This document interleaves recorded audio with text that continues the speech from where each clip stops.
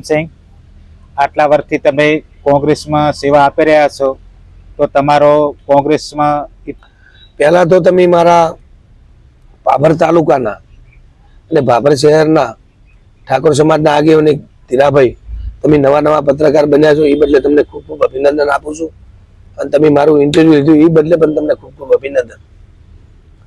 મારો ઇતિહાસ એવો છે કે હું 30 વર્ષથી કોંગ્રેસ પક્ષમાં જોડાયેલ છું. જાણે આપણે ભેમા ભાઈ હતા તાણે એની પછી આપણે હું એનસીપી અને કોંગ્રેસ 2010માં અમારી બોડી આવી, તેમ હું મારા વિસ્તારમાં કોંગ્રેસ પક્ષે મને મેન્ડેટ આપ્યો હતો, હું વિજય બન્યો.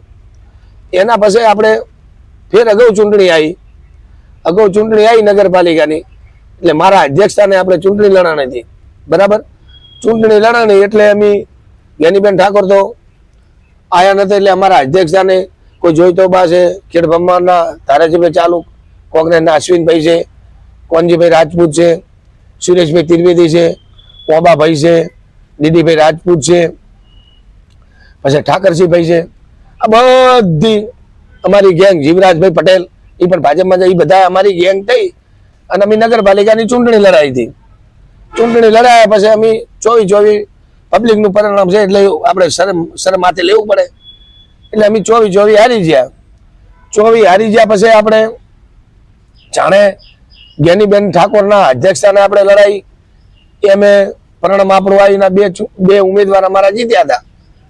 2 ઉમેદવાર જીત્યા, અમે જ્ઞાનીબેનના અધ્યક્ષતાને લડી હતી એટલે 2 જીત્યા, એટલે 2 અત્યારે ભાજપમાં જતા, એટલે આપણી અત્યારે કોઈ હોય છે નહીં. અને હું સેવાદળ પ્રમુખ લગભગ 10 વર્ષ હતો.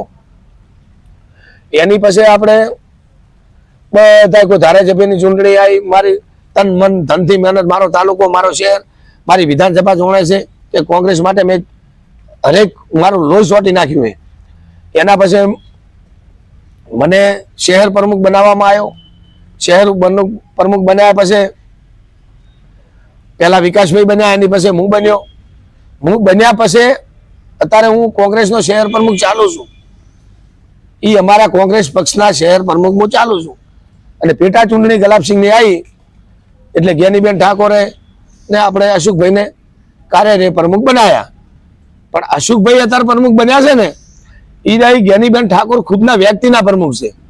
અને હું ચાલુ છું ને, એ હું પક્ષનો પ્રમુખ ચાલુ છું. એટલે મેં 2 વાર ધારાસભ્યમાં એમને જ્ઞાનીબેન ઠાકોરને મદદ કરી છે. પછી સંસદ સભ્ય બન્યા ને, તાણે બન્યા પહેલીની વાત કરું છું. અમે લોકનીતિને બધા અમે ઠાકોર સમાજને બધા ટોળું બેઠા હતા કે હવે આપણે લોકસભા આવે છે તો ઉમેદવાર કોણ છે. મૂકું જો ઊભો થઈને મેં કીધું હતું, જ્ઞાનીબેન ઠાકોર હાજર નતા, અરવિંદભાઈ એમના પીએન બધા હાજર હતા. મૂકું અરવિંદભાઈ, તમે ચિંતા કરશો નહીં, 12 મહિનાની ચૂંટણીની વાર હતી અને બનાસકાંઠાની અંદર કોઈ દિવસે કોંગ્રેસે ભાજપે ઠાકોર સમાજને લોકસભાની ટિકિટ નથી આપી.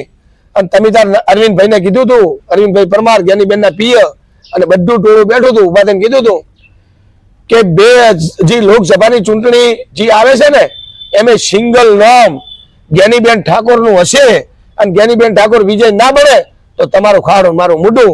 જાહેરમાં મેં કીધું હતું, જ્ઞાનીબેન વિજય બન્યા, ટિકિટ આવી અને એની પછી ઉમંગ હોય ને, તો હું મારા દરબાર સમાજનો મારો મેડલો છે, ત્યાંથી હું ગળતો મારી રાઠોડ સમાજની કુળદેવી નાગણેશ્વરી માતે ત્યાં પજે લાગ્યો. ગળતો મારી બાધા પૂરી કરી, એમે પેડા કર્યા, ખૂબ કર્યા, મીડિયાવાળા મારા ખૂબ આપી દઉં. અને જ્ઞાનીબેનને એ ટોણે હું અભિનંદન તમને જીત્યા એના. પણ મને એટલી ખબર ધીરાભાઈ નથી પડતી કે મારો એમનો વ્યક્તિનો મારો ગુનો શું છે. હર સાલ એને અમને એક ફોન કરે ને